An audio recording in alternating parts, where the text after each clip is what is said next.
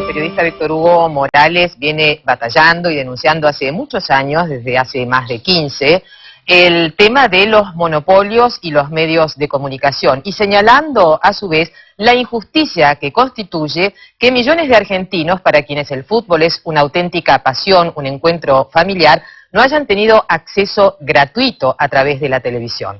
Visión 7 lo fue a entrevistar y él contó, de acuerdo a su criterio, cuáles son los pro y los contra del proyecto de ley de comunicación audiovisual. Lo que la oposición quiere al tristísimo espectáculo de querer simplemente estirar el tiempo que los medios van a permanecer en manos de los multimedios.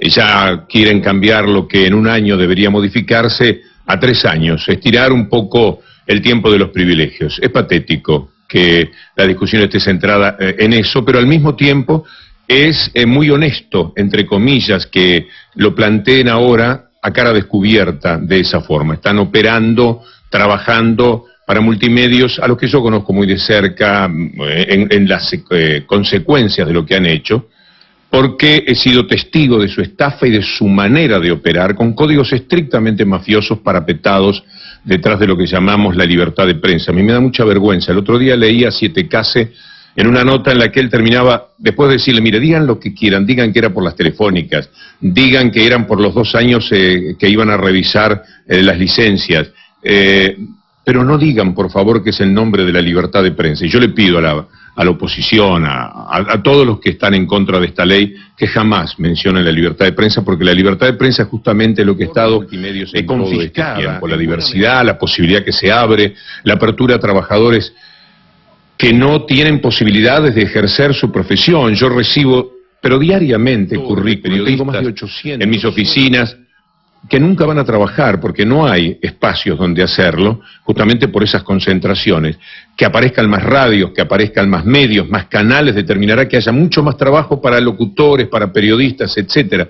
Que no lo vean o que no lo defiendan de adentro algunos de los trabajadores también da muchísima vergüenza. Estamos entre una ley que puede ayudarnos a mejorar nuestra calidad de vida, nuestra calidad de periodismo y por ende nuestra calidad democrática, y una oposición que obtusamente se esfuerza en defender los privilegios de los medios concentrados, ya sean los de Clarín, ya sean los de Mendoza, ya sean los de este grupo que yo integro, que también va a perder cuando salga la ley. Yo lo lamento, les he pedido disculpas, pero este es mi pensamiento desde hace muchos años. Yo no tengo la culpa de que ahora trabaje para un medio que también es un multimedio. No puedo cambiar mi discurso en la mitad del río.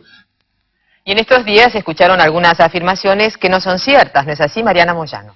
Hola Cecilia, buenas noches. Efectivamente, no solo no son ciertas, sino que además confunden y han generado bastante temor. Vamos a ver unas placas donde vamos a ver si podemos explicar qué es lo que se ha dicho y en realidad cómo es.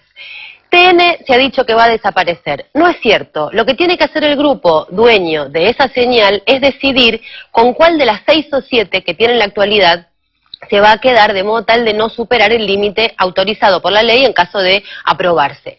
No es cierto tampoco que los grandes grupos van a dejar de emitir. Lo que tienen que hacer es adecuarse a la ley, es decir, no tener un máximo, no tener más de 10 licencias y de esa manera podrán seguir emitiendo como corresponde. Tampoco es verdad que los grupos vayan a quebrar porque seguirán siendo los más poderosos. Lo que cambia es que no van a tener ya comportamiento monopólico o posición dominante, como se dice en estos casos.